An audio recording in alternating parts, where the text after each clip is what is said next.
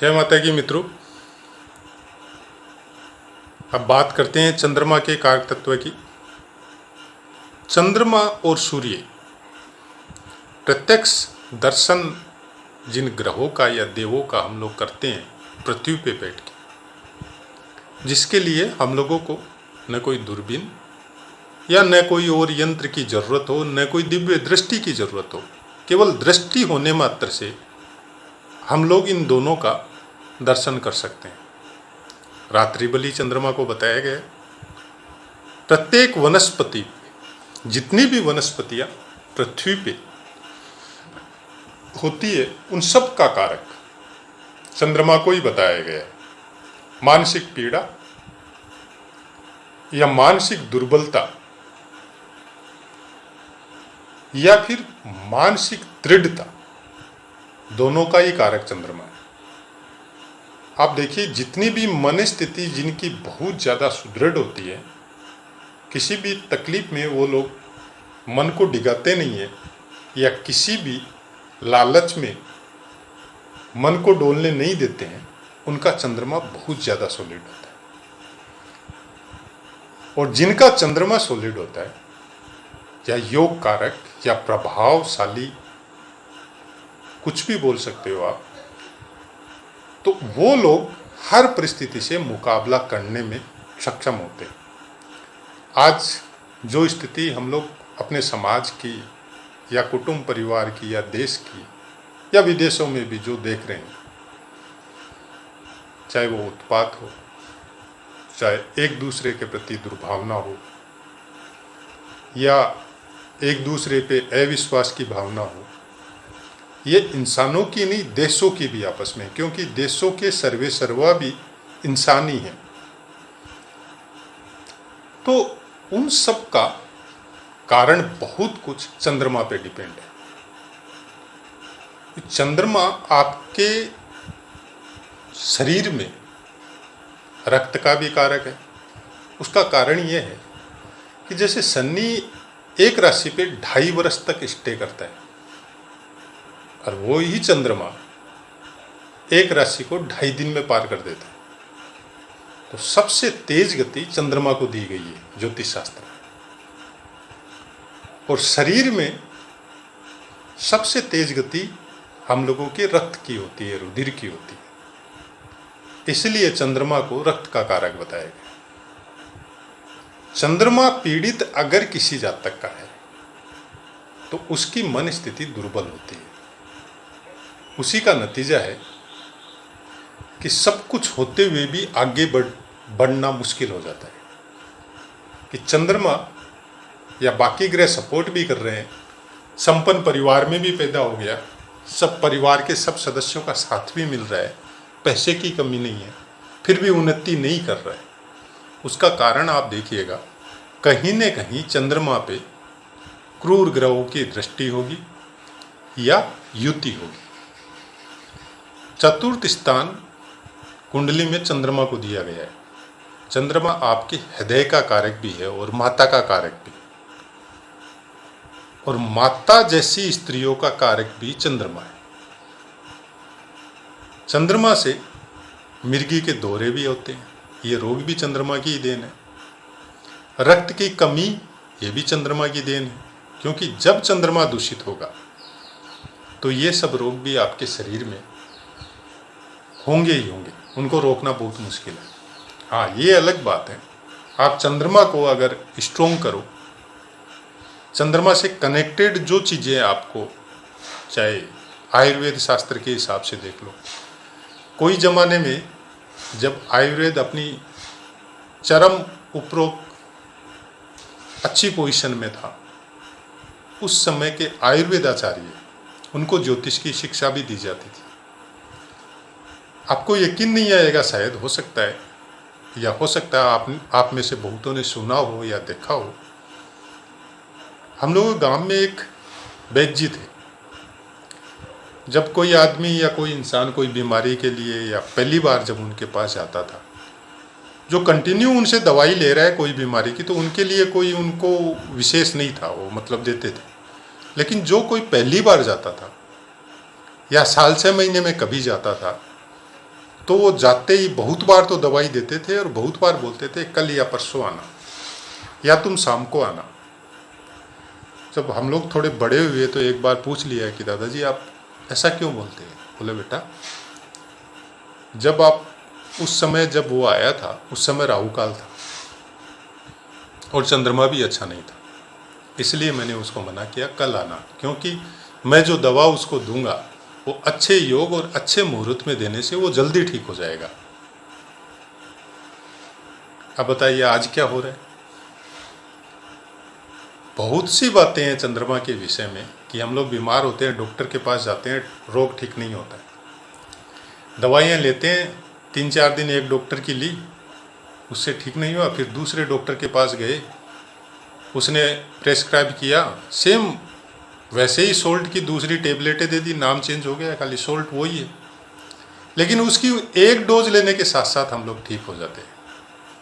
उसका कारण है कि जब आप पहले डॉक्टर के पास गए थे उस समय दिन या मुहूर्त या समय अच्छा नहीं था, और जब आप दूसरे डॉक्टर के पास गए थे उस समय दिन मुहूर्त सब कुछ सपोर्ट किया था आपके स्वास्थ्य को, और उसकी एक डोज के देने से ही आपका काम हो गया, क्योंकि बाकी जो 5-6 दिन की या 3 दिन की 4 दिन की डोज जो उससे ली थी, जिनकी वजह से आप ठीक नहीं हो रहे थे, वो भी एक्टिव हो गई उसके साथ। अब आप मानो या नहीं मानो ये आपके ऊपर डिपेंड है। मैं मानता हूँ, मैं मेरी बात जानता हूँ, मैं मानता हूँ। चंद्रमा के अनुसार अगर हम लोग देखें तो किसी किसी के चेहरे पे बड़ी ज़बरदस्त, मतलब चाहे आप ये बोल दो, कांति बोल दो, हिंदी शब्द, या ग्लेज बोल दो, चंद्रमा योग कारक अगर है, अच्छे भावों में भी बैठा है और पूरी मतलब पावर के साथ आपकी कुंडली में है, तो आप उम्र में बड़े होने के बावजूद भी आप छोटे ही नजर आएंगे। आपको कोई नहीं पकड़ सकता कि आपकी उम्र ज़्यादा हो। और चंद्रमा मनोबली, चंद्र मनोबली, सूर्य आत्मबली, अगर किसी कुंडली में सूर्य और चंद्रमा दोनों बली हो तो जहाँ तक मैंने देखा है ऐसे इंसान की थिंकिंग बहुत अलग होती है, जो 99% आदमियों के साथ मैच नहीं खाती। बहुत कुछ इन लोगों को एकाकी जीवन भी बिताना पड़ सकता है अगर दोनों बली है तो। लेकिन चंद्रमा का योगदान इतना ही होता है कि चंद्रमा हंसी मजाक करने में, दूसरों के साथ घुल मिलने में, दूसरे की बात भी सुनने में अपना समय देता है। उसकी वजह से थोड़ा वो समाज से और देश से या परिवार से कनेक्ट रहता है। अदरवाइज अगर सूर्य ही बली है सबसे ज़्यादा तो वो फिर पूरी तरह आत्मबली हो जाता है। तो आप अगर गृहस्थ में ही रहता है तो आप उसको ये बोल सकते हो कि ये साधु है, मतलब गृहस्थ में रहते हुए भी साधु। इसका मुकाबला करना बहुत मुश्किल है क्योंकि उसकी सोच बहुत अलग होती है। वैसे ही चंद्र बली और की भी सोच बहुत अलग होती है, वो बहुत अलग सोचता है, लेकिन वो आपके साथ सम्मिलित रह सकता है। उसमें एक लचीलापन होता है, वो हर परिस्थिति को स्वीकार करता है और हर परिस्थिति में, चाहे वो कितनी बड़ी खुशी की बात हो चाहे तकलीफ की बात हो, अपने आप को इंटेंगल रखता है आपके साथ, सम्मिलित रहता है, लेकिन अलर्ट मूड में रहता है। हर काम पे ध्यान रखता है, हर परिस्थिति पे ध्यान रखता है, और खुद भगवान न करे वो अगर कुछ गलत परिस्थिति आ गई तो वो डिगता नहीं है। वो कोशिश करता है इस परिस्थिति से कैसे निपटे, कैसे निकले।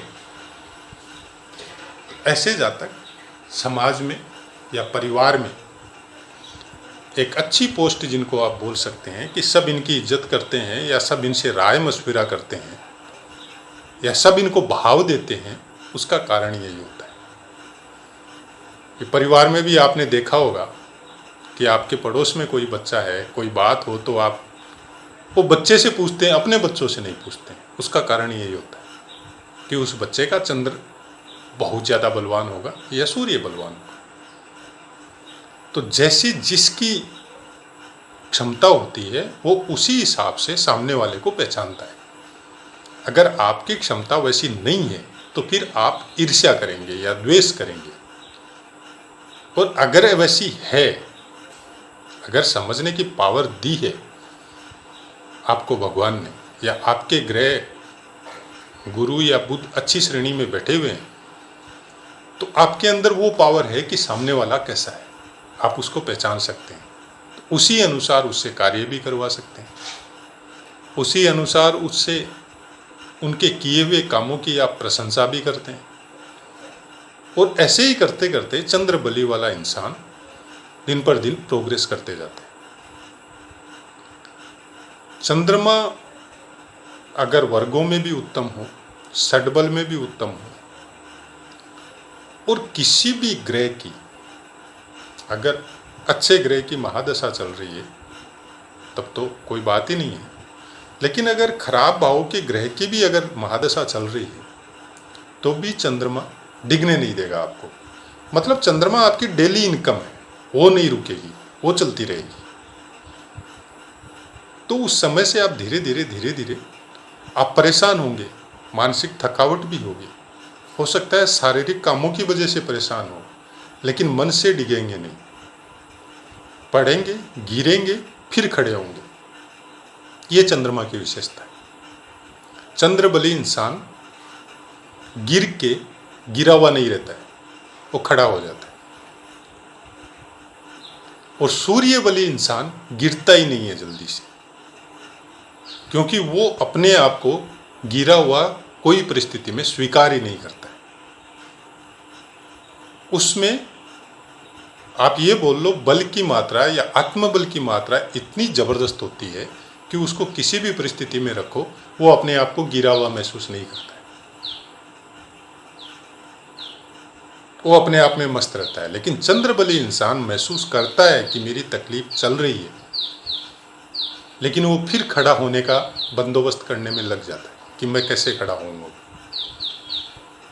वो उस कार्य में लग जाता है और वो वापस खड़ा होके भी दिखाता है। तो ये परिस्थिति उसकी कुंडली में बाकी ग्रहों का योगदान अगर बहुत अच्छा है तब तो फिर वो राजा बनता है, उसको कोई रोक ही नहीं सकता। लेकिन बाकी ग्रहों का योगदान अगर नगण्य है, कुछ नहीं है या खराब है, तो भी चंद्रबली इंसान अपना जीवन आराम से निकाल के जा सकता है। अपने क्षेत्र में, अपने परिवार में उसका प्रभाव या इज्जत स्वाभिमान के साथ अपना जीवन काट के आराम से प्रभु के पास जा सकता हो। चंद्रमा के हिसाब से जब आपको चलना हो या देखना हो कि भाई आज सपोज संस्कारों की बात जब हम लोग करते हैं, तो जैसे बताया ना, मुहूर्त पे अधिकार चंद्रमा का है। मुहूर्त जितने भी होते हैं या जितने भी संस्कार निर्माण है, वो सब चंद्रमा राशि या चंद्रमा की वजह से होते हैं। और जितने भी संस्कार, जितने भी मुहूर्त है, वो सब नक्षत्रों पे डिपेंड है। और नक्षत्रों का स्वामित्व चंद्रमा को दिया गया है। अब आप सोच लीजिए चंद्रमा कितना बलवान। प्रत्येक नक्षत्र का अलग अलग स्वामित्व है, लेकिन होल ओवर नक्षत्रों को जब हम लोग एक पौराणिक कथा सुनते हैं तो उसके हिसाब से राजा दक्ष की 27 जो कन्याएं थी, वो सब के तत्व नक्षत्रों में निर्माण हुआ उनका। और वो कन्याएं जब चंद्रमा के साथ उनका विवाह संपन्न हुआ तो सबका जो तत्व है वो चंद्रमा को प्रदान हुआ। तो नक्षत्रों का जब, संपूर्ण नक्षत्रों का आधिपत्य जब बोला जाता है, तब यही बोला जाता है कि चंद्रमा को है। इसलिए मुहूर्तों में चंद्रमा को देखना जरूरी बोला जाता है। जब कोई भी मुहूर्त हम लोग निकालते हैं तब सबसे पहले ये देखता है कि चंद्रमा कौन से नक्षत्र पे गोचर कर रहा है, आज वार क्या है, आज तिथि क्या है, और राशि कुंडली या उस लगन की जिस समय में वो काम करना है उस समय चंद्रमा कहाँ प्लेस है। उसका कारण यही है। कोई भी सामान या कोई भी रसदार पदार्थ या श्वेत रंग ये सबको कारक भी चंद्रमा को ही बताया गया है। चंद्रमा से संबंधित जब हम लोग, चाहे घर की स्त्रियां हो, चाहे घर की औरतें हो, या अपने घर में माता का इष्ट है या माता की या गौरी पूजा होती है, तो वहां भी चंद्रमा के तत्वों का ही निर्माण होता है। घर के प्रत्येक कोने की जो साफ सफाई बोली जाती है, जैसे बहुत से घरों में मैंने देखा भी है कि सुबह या शाम को एक मतलब गंगा जल से या जिनके पास लक्ष्मी शंख है उसके द्वारा जल का छिड़काव किया जाता है, या राजस्थान साइड या जहाँ जहाँ पे मतलब गर्मी का प्रकोप ज़्यादा रहता है वहाँ पे जल का छिड़काव होता है। तो उससे क्या आपको ठंडक महसूस होती है, वो ठंडक का कारक भी चंद्रमा है। और जिस जल को छिड़का जाता है वो जल का कारक भी चंद्रमा है। तो चंद्रमा को अगर देखना है तो सबसे पहले आप ये देखिए, आप खुद के ऊपर अपना निर्णय कीजिए कि आप कैसे हैं। क्या इन तत्वों की भरमार आपकी बॉडी में या आपके विचारों में है? अगर नहीं है तो फिर चंद्रमा कहीं न कहीं आपका थोड़ा कमज़ोर है। आप उसको ठीक करने का कोशिश कीजिए। तो ठीक कैसे करें? जिस दिन भी पूर्ण चंद्रमा हो, पूर्णिमा हो, कोशिश कीजिए उस चंद्रमा की रोशनी में अपने आप को थोड़ी रख सके। जहाँ तक हो, लिक्विड पदार्थ जितने भी है, खासकर जूस वगैरह, वो लेने का कोशिश कीजिए। जल तत्व की कमी शरीर में नहीं होनी चाहिए आपके। या चंद्रमा से संबंधित कोई औषधि, जिस चीज़ की भी आपके शरीर में कमी है, तो वो आयुर्वेदिक औषधि लेना चालू कीजिए। या चांदी के गिलास में रात को रख के पानी सुबह उसको पीना चालू कीजिए। तो इन चीज़ों की कमी आपकी बॉडी में जब पूरी होगी तो आप खुद देखेंगे कि इनका क्या इफेक्ट होता है आपके दिमाग पे या आपके शरीर पे। क्योंकि आत्मा तो कब जागृत होगी पता नहीं, वो तो आपके संस्कारों के ऊपर, आपके गुरुओं के द्वारा आशीर्वाद के ऊपर या पूर्व के प्रारब्ध के ऊपर निर्भर है। लेकिन मन का बल इस संसार में जीवन यापन करने के लिए बहुत जरूरी है। और मन का बल अगर नहीं है तो फिर जीवन जीना, मतलब इसको आप उस तरह से भोग सकते हैं कि बस ठीक है, एक बॉडी को ढो रहे हैं हम लोग। और 99% आदमियों का चंद्रमा ठीक होता ही होता है, ये भी हकीकत है। क्योंकि चंद्रमा 2.5 दिन में अपना घर चेंज कर लेता है और 12 राशियां पूरे दिन में चेंज होते रहती है। 2 घंटे की एक राशि रहती है। तो जहां भी आपका चंद्रमा प्लेस होता है उस दिन, उस लगन के हिसाब से वो कहाँ प्लेस होता है, पहली बात तो ये। और उस लगन के हिसाब से वो कहाँ का स्वामी है, ये दूसरी बात। और तीसरी बात, कितने अंशों पे और उसको कौन कौन से ग्रह देख रहे हैं। उसके बाद में आपको माता का साथ कितना मिल रहा है या माता का आशीर्वाद कितना मिल रहा है, ये बहुत कुछ चंद्रमा को आपको अच्छा बना देता है। या संपूर्ण रूप से तो मैं नहीं बोल सकता, लेकिन बहुत कुछ कमी ये पूरी कर सकता है। कि आपके विष योग का निर्माण है, राहु या शनि की वजह से चंद्रमा दूषित है, तो भी अगर माता का आशीर्वाद बराबर मिल रहा है,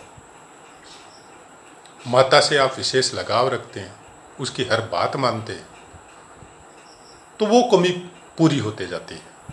अब से उम्र हो गई, माता नहीं है, तो माता समान कोई भी स्त्री हो उसका सम्मान करे। और चांदी वगैरह का कोई गिलास है तो उसमें जल पिए या स्नान करे, दोनों ही चीज़ करें, तो उससे वो कमी शरीर में हम लोग पूरी कर सकते हैं। सूर्य और चंद्रमा जन्म कुंडली में दो ऐसे ग्रह हैं, वो आपकी कुंडली के खराब भावों के मालिक होके भी खराब फल प्रदान नहीं करते। हाँ, दूसरे योगों की वजह से वो एक अलग मैटर है, वो गहन अध्ययन की जरूरत है। लेकिन जनरली इन लोगों को खराब भावों के मालिक होने के बावजूद भी दोष नहीं लगता है, बाकी ग्रहों को लगता है। इसलिए सूर्य और चंद्रमा को एक एक राशि प्रदान की गई है। एक दिन में बली है, एक रात्रि में बली है, और दोनों को ही राजा की श्रेणी दी जाती है। या आप ऐसे भी बोल सकते हैं कि सूर्य राजा और चंद्र रानी है। अपने अपने हिसाब से अपना अपना प्रभाव है। आप इसको किस तरह से लेते हैं, आप देवता बोल के लेते हैं, आप ग्रह बोल के लेते हैं, आप तत्व बोल के लेते हैं, यह आपके ऊपर डिपेंड है। आप कौन सी चीज़ से ज़्यादा अच्छी तरह से लेने से आप समझ सकते हैं। वेद वेदांग हम लोगों को इतनी शिक्षा देते हैं कि कौन से ग्रह के क्या कारक तत्व है, वो आपकी कुंडली में कहाँ प्लेसमेंट है, वो बाद में देखें। पहले ये देखें कि वो कारक तत्व आपको प्रदान हो रहे हैं या नहीं हो रहे। और अगर कमी बेशी है कि कहीं पे ज़्यादा हो सकती है मात्रा और कहीं पे कम हो सकती है, इक्वल तो रहेगी नहीं, तो उनका कारण वो दो ग्रह हैं। सपोज आपके शरीर में रक्त की कमी है या पानी की कमी है या अधिकता है, तो उसका कारण चंद्रमा है। फिर आपको अपनी जन्म कुंडली के हिसाब से चंद्रमा का बंदोबस्त या उपाय करना पड़ेगा।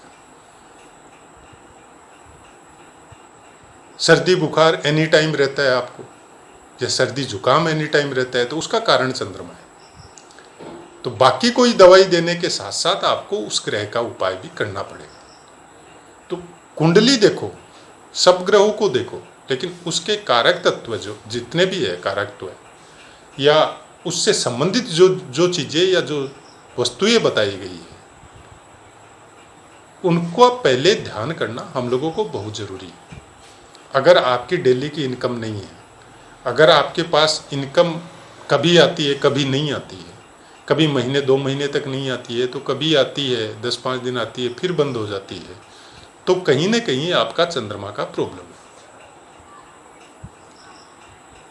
तो ऐसा कुछ हम लोग अगर ग्रहों का प्रिडिक्शन में जाएं, इस तरह से कुछ अगर हम लोग पहले से डिसाइड कर लें या याद कर लें उस चीज़ को, तो फिर ग्रहों को समझने में बहुत आसानी होगी। दूसरी कुंडली में लगन राशि कुछ भी हो, किसी भी भाव में प्लेस हो, उसके कार तत्व को जब हम लोग समझेंगे, उसके हिसाब से जब हम लोग देखेंगे, तो हम लोगों को बहुत कुछ उन चीज़ों का पता चल जाएगा। और उसी हिसाब से अगर दिनचर्या में थोड़ा सा परिवर्तन कर लें, जो कि अभी मैं कुछ समय से बराबर वीडियो में बोलता हूँ ये चीज़ें। जनरली क्या होता है कि आपको सुनने को तो मिलता है ये खराब वो खराब, ये अच्छा वो अच्छा, लेकिन जब कोई बात होती है तो सामने वाला एक ही बात बोलता है, रेमेडी। तो रेमेडी नहीं बताते हैं। तो रेमेडी जैसा कुछ नहीं होता है। इसलिए मैं साथ साथ बताता हूँ कि आप इस तरह के काम करो, आपको खुद को इस चीज़ का महसूस होगा कि इसको करने से मेरा ये काम ठीक हो। तो आशा है मित्रों, ये जो बताया वो आपको समझ में भी आया होगा, और इच्छा है कि इसको अच्छी तरह डीप में समझ के उसके हिसाब से वो वर्क करेंगे, तो शायद वो पीड़ा भी आपकी शांत होगी। तो जय माता की मित्रों।